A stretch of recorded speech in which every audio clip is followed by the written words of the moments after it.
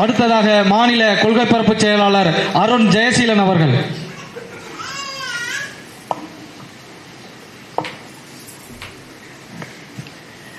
அனைவருக்கும் வணக்கம்.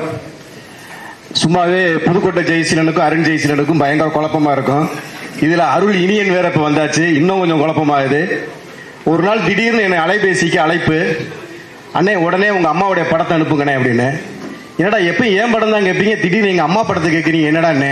இல்லண்ணே செத்து போயிட்டாங்கல்லண்ணே, கண்ணீர் அஞ்சலி போஸ்ட் அடிக்கணும்னே. எனக்கு ஒண்ணுமே புரியல.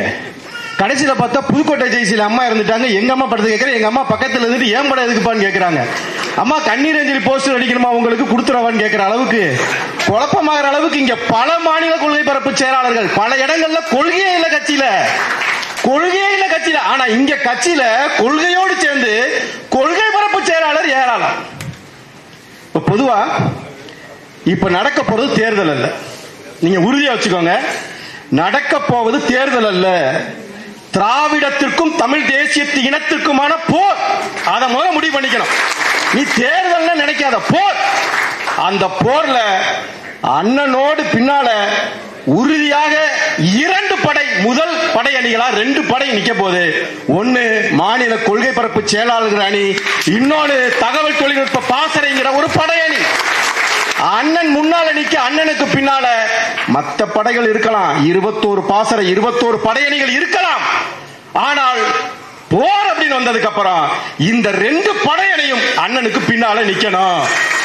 அதை நீங்க முதல்ல உறுதியா வச்சுக்கணும்.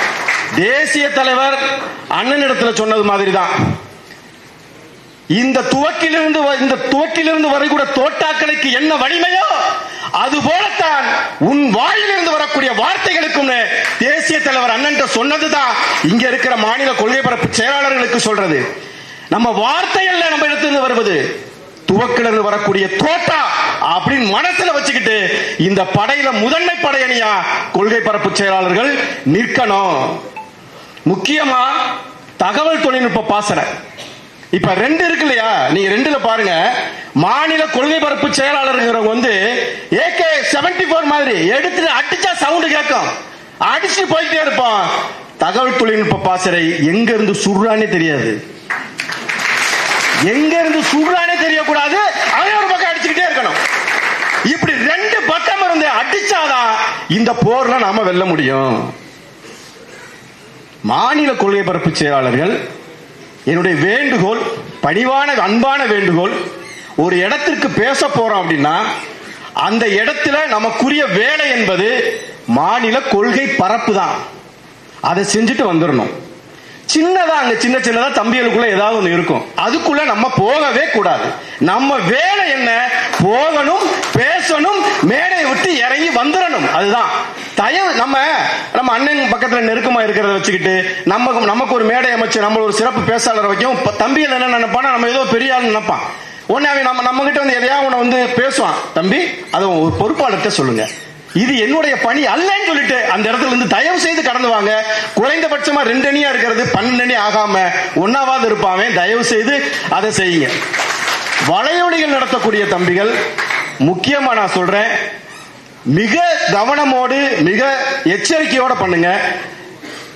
ஏன்னா நம்முடைய ஆயுதம், மிகப்பெரிய ஆயுதம் இணையதளங்கள். அதை அடிக்கிறதுக்கு என்ன செய்யணுமோ செய்வான். எதை போடக்கூடாது, எதை போடணும், எதை போட்டா தட்டிடுவான், அடிச்சிருவாங்கிறதுல ரொம்ப சரியா இருக்கணும்.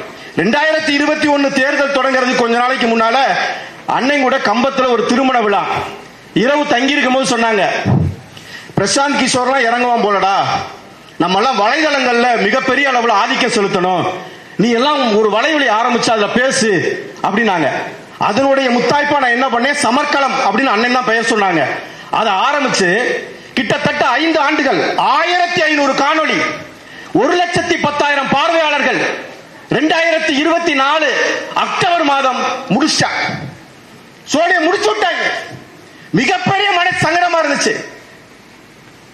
4-5 ஆண்டு கால உழைப்பு, 1500 காணொளி முடிச்சுட்டானே அப்படின்னு ரொம்ப கவலையா இருந்தாலும் அது என்ன காரணம்னு போய் தட்டி பார்க்கும் போது 2021 ஆண்டு நடந்த மாவீரர் நாளை நீ அதுல காட்டியிருக்கிற அப்படின்னா, அவ்வளவு சோர்வாக இழப்பாக தெரிந்த எனக்கு மிக மகிழ்ச்சியாக இருந்தது. என் தலைவனையும் மாவீரர் நாளை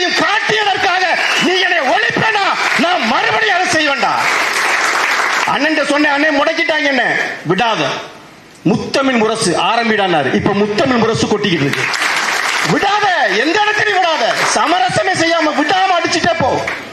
அதனால என்ன சொல்றேன், ரொம்ப எச்சரிக்கையா இருக்கணும், ரொம்ப ரொம்ப எச்சரிக்கையா இருக்கணும். அடிச்சு நம்ம தகவல் தொழில்நுட்ப பாசறை அடிச்சு வெளியே கொண்டு போக நீ பேசிக்கிட்டே இரு. இப்ப பாரு, வரக்கூடிய 7ஆம் தேதி தேனியில ஒரு கூட்டம். செய்தி சின்ன செய்தி, தேனியில ஒரு கூட்டம். தம்பிங்க வந்து ஒரு அறிக்கையை மட்டும் போட்டாங்க, உலகம் பூரா போயிடுச்சு.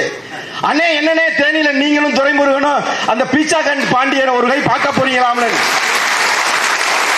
நாங்க வர்றது பீச்சாங்க பாண்டிக்கு இல்லடா, அவனுக்கு தெரிஞ்சிருச்சு பாரு. யாரு சொன்னா, துறையை நானும் சொன்னோமா நாங்க வரப்போறோம்னு. தகவல் தொழில்நுட்ப பாசறை போட்ட 1 மணி நேரத்துல பறக்குது, பீச்சாங்கண்டை பாண்டிக்கே போயிடுச்சு. பீச்சாங்கை பாண்டி மிரல்றா போட்ட 1 மணி நேரத்துல. தேதி மாற்றம் பண்ணிருக்கலாம் தெரிஞ்சுக்கோங்க. அதுல தேதி 31ஆக இருந்தது, 7ஆம் தேதி தேதி தான் மாற்றமா இருக்கு. பீச்சாங்கை பாண்டிய வெளுக்கிறதுல எந்த மாற்றமும் கிடையாது. அதனால உறுதியா இருங்க. மத்த படையணி எல்லாம் நம்ம கட்சியை வளர்க்கறதுக்கு நமக்கு பின்னால இருப்பாங்க, சல்லியர்கள் மாதிரி. நமக்கு ஏதாவது காயம் பட்டுச்சுன்னா வந்து மருந்து போட வருவாங்க. இந்த போர்ல உறுதியா நிக்க போறது தகவல் தொழில்நுட்ப பாசறையும் மாநில கொள்கை பரப்பு செயலாளரும் தான். நாமே மாற்று, நாம் தமிழரே மாற்று. மாற்றம் என்பது சொல்லல்ல, செயல். 2026 படைப்போம் புதிய அரசியல் வரலாறு. நன்றி, வணக்கம். அடுத்ததாக மாநில ஒருங்கிணைப்பாளர் சோழன் மு. களஞ்சியம் அவர்கள்.